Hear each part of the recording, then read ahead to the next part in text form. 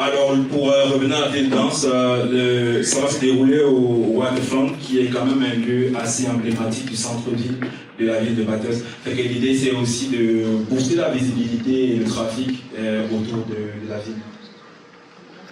Donc, la troisième activité se veut le marché artisanal, qui va se dérouler en simultané avec la deuxième édition de la Coupe des Nations. À savoir, on va occuper tout l'espace du parking du complexe sportif de Petit Rocher. Donc encore là, l'idée ce sera vraiment, nous invitons d'ailleurs, si parmi vous il y en a des créateurs qui ont des produits à faire exposer autant pour moi, le marché artisanal sera quand même un bon lieu pour faire connaître vos talents et votre savoir-faire. Ensuite, la plus grosse attraction du festival reste la Coupe des Nations Région Chaleur qui sera à sa deuxième édition. Pour cette année, on a essayé de recruter davantage d'équipes à la grandeur, je dirais même du Québec, parce qu'on a potentiellement une équipe de Québec City qui va venir participer. On aura une équipe de Mountain, Fredericton, Campbellton, la péninsule acadienne et Miramichi, sans compter les autres équipes dans la ville de Bathurst. Donc là, ce sera sa deuxième édition. Et le principe, c'est que les villes, les équipes qui se trouvent localement sont constituées par nationalité. Mais on essaie d'avoir une équipe mixte qui regroupera à la fois les Canadiens et les internationaux.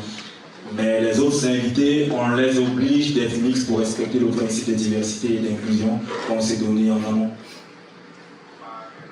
Alors, l'innovation aussi cette année, c'est que l'année passée, pendant la Coupe des Nations, il y a des familles qui sont venues regarder la compétition, mais les enfants n'étaient pas assez intéressés par l'activité de soccer. C'est pour ça qu'on a pensé à créer un parc à jouets à droite du stade pour les plus jeunes. Fait que si parmi vous, vous connaissez dans la communauté peut-être des familles qui aimeraient participer, on aura une animatrice qui va s'occuper des enfants avec des activités, des jouets pour distraire les enfants le temps que le marché se déroule. Puis, par la suite, pour clore l'événement, on aura un concert géant. Là encore, on a le choix entre deux sites.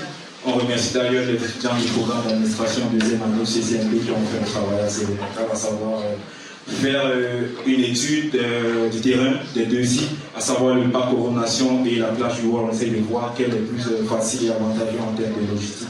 Et en fonction de ça, on va se décider. Donc sur scène, on aura et des artistes canadiens et des artistes internationaux qui vont se produire. Une fois de plus, on aurait pu avoir quelques artistes camerounais aujourd'hui, mais encore là, ils sont occupés avec le travail.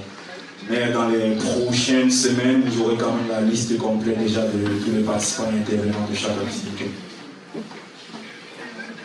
Jusqu'ici, je ne sais pas si vous avez des questions en particulier. Des questions? Non? Ok. Parlons ici des leaders communautaires. Je suis venu aujourd'hui avec quelques-uns et chacun aimerait un peu vous partager leur vision qui s'avère être quand même, je dirais, assez bénéfique et important pour l'inclusion après une fois que vous avez gradué et même pendant vos études, parce qu'il y en a qui ont quand même de belles idées. Et là, je pense que le premier, je ne sais pas, Ansouman, si tu peux déjà en parler de la communauté que tu es en train de suivre.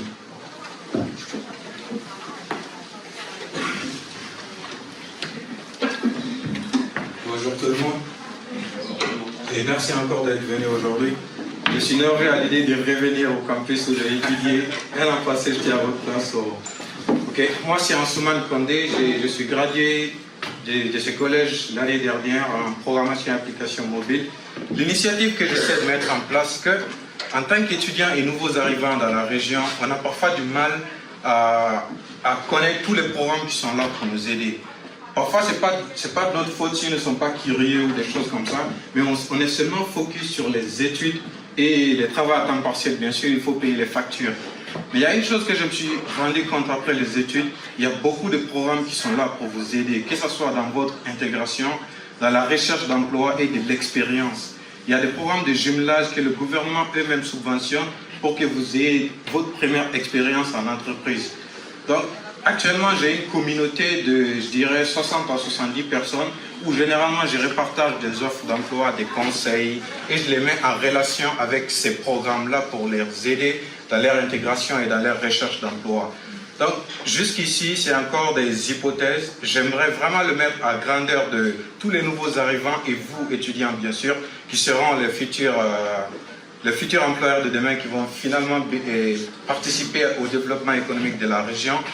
Donc, c'est la raison pour laquelle aujourd'hui je me suis joint à la communauté de PECOS qui veut mettre en place, parce que je sais une chose, ensemble, quand nous faisons un, on cherche tous un seul objectif, votre épanouissement et votre intégration meilleure dans la région de Nouveau-Brunswick. Parce que le Canada, c'est pas seulement les autres provinces qui peuvent attirer. Ici aussi, on peut le faire. Et comment on le fait? C'est en mettant des choses en place qui vous permettent de vous épanouir ici au Nouveau-Brunswick. Donc, mesdames et messieurs, je vous remercie. Merci à vous, merci. Et je pense qu'il y avait aussi, Adou, je pense qu'il y avait quelque chose à nous présenter aussi, en rapport avec l'association des anciens et anciens et amis du CCMB. Et le temps qu'Abdou se rend sur les tables, vous avez un descriptif, vous avez des flyers sur les différentes tables avec des QR codes. Pour ceux qui seront intéressés à être par exemple bénévoles, vous pouvez scanner les QR codes pour vous enregistrer ou alors pour nous suivre sur les réseaux sociaux à travers nos différentes plateformes. Les flyers sont disponibles sur chaque table.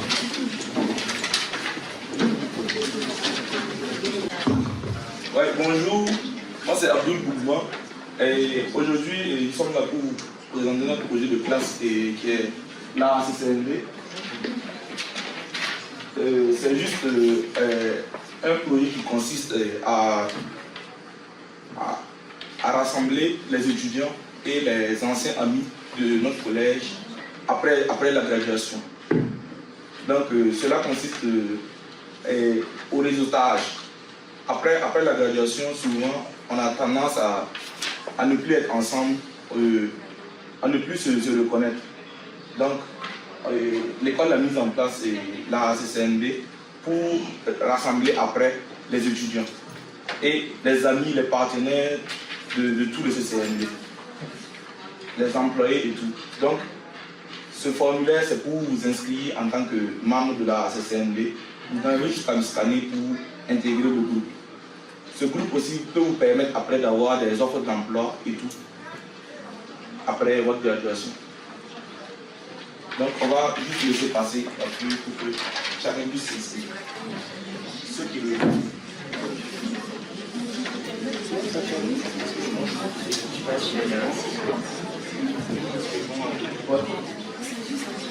Merci à tous. Ok, là.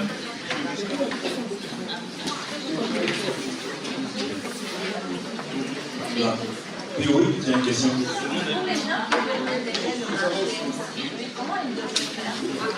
Je veux dire le marché artisanal.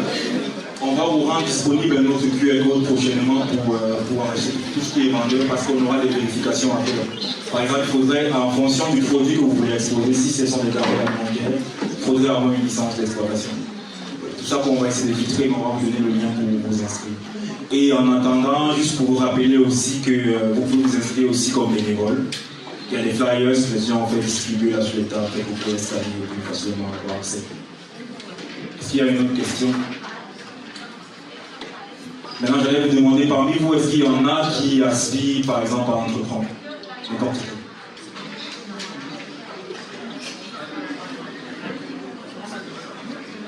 Vous? Ok, c'est parce que là, très récemment, Jérémy essaie de mettre sur pied un groupe, un réseau d'entrepreneurs francophones à la grandeur de la province. Ce serait bien qu'on se parle après, peut-être pour que vous puissiez déjà vous inscrire et commencer déjà, pourquoi pas jeter les premières bases du déroulé. Je tiens surtout à remercier les étudiants de la cohorte du programme d'administration des affaires pour leur disponibilité et leur professionnalisme. Je remercie aussi nos enseignants, Madame Dani Fongénie et M. Clarence Brideau qui n'est plus ici, d'avoir cru en nous, d'avoir mis sur pied cette plateforme déjà pour pouvoir nous exprimer et pour présenter notre idée. Et on remercie chacun de vous individuellement d'avoir fait le déplacement pour nous écouter aujourd'hui.